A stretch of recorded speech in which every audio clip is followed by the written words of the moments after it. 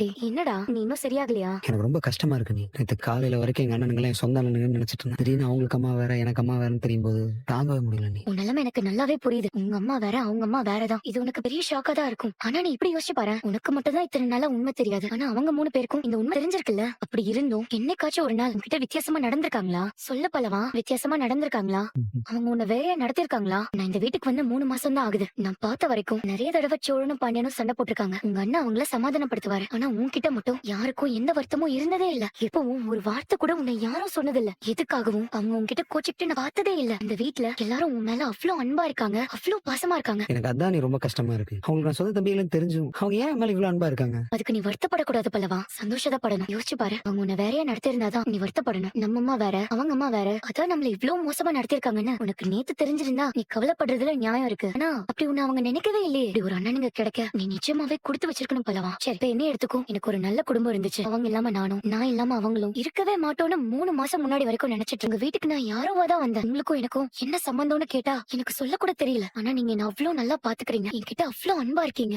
இத நான் என்னன்னு சொல்றது? நடக்கிற எல்லாத்துக்கும் நம்ம விளக்கம் சொல்ல முடியாது பல்லவா. யார் நம்ம மேல அன்பா இருக்காங்களோ அவங்க மேல நம்ம அன்பா இருக்கணும். யார் கூட இருந்தா நம்ம சந்தோஷமா இருப்போமோ அவங்க கூட நம்ம சந்தோஷமா இருக்கணும். பெருசா கேள்வி எல்லாம் கேட்டுட்டு இருக்க வேண்டாம் பல்லவா, சரியா? எப்பவும் போல சந்தோஷமா இரு. உனக்கு சந்தோஷப்பட அவ்ளோ காரணங்கள் இருக்கே. பாசமான 3 அண்ணன்க இருக்காங்க. நீ என்ன கேட்டாலும் அதை உடனே உனக்கு வாங்கி கொடுக்கணும்னு நினைக்கிறாங்க. உன்னை முன்னாடி நிறுத்திதான் இதையுமே யோசிக்கிறாங்க. டேய் நீ ரொம்ப கிஃப்டட்ரா, சந்தோஷமா இருடா. நீ சந்தோஷப்பட மட்டும்தான் உனக்கு காரணம் இருக்கு. எப்பவும் போல பழைய பல்லவனா சந்தோஷமா